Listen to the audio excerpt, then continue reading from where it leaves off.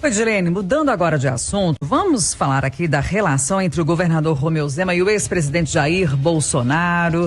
O que você tem de informação mais recente e também de bastidores? Os bastidores aí da política já está se falando até em aliança entre os dois. Dá uma atualizada pra gente, por favor.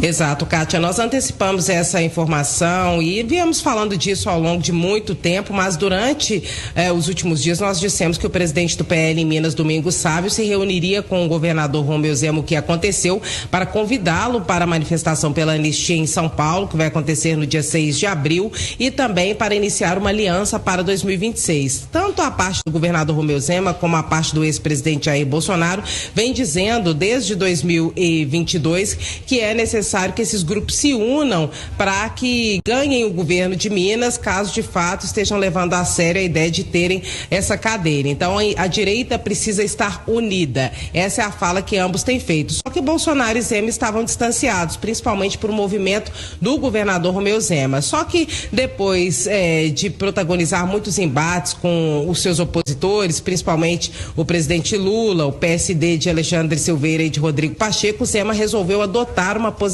nos últimos dias.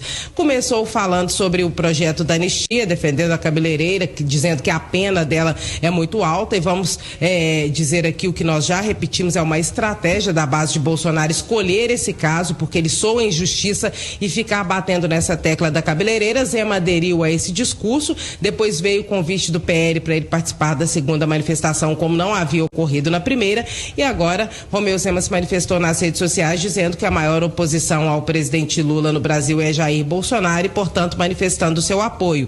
Isso depois do julgamento que aconteceu aqui no STF. Significa o quê? Que essa aliança começa a caminhar e que vai sendo desenhada para uma chapa para o governo de Minas em 2026, que pode ter, por exemplo, Cleitinho, que não é a vontade do Partido Novo, pode ter Nicolas, que está no PL, mas que não deve ser candidato ao governo, porque no Partido Liberal ele puxa muitos votos para parlamentares, para deputados, e se ele sai, ele destrói a chapa do Partido Liberal. É uma escolha difícil que o PL tem que fazer caso ele seja candidato ao governo de Minas. E tem Matheus Simões, que é o candidato do governador Romeu Zema à sucessão, mas que não tem a popularidade que tem essas outras duas figuras, Nicolas e Cleitinho. Então daí tem que sair uma composição. E o que o PL pensa para Zema? Um cargo de vice, por exemplo, seja de Bolsonaro, caso ele reverta sua inelegibilidade, o que é muito difícil, ou seja de algum candidato apontado pelo ex-presidente Jair Bolsonaro. Então essa configuração ela começa a se formar e Zema começa a aceitar voltar para o lado de Bolsonaro,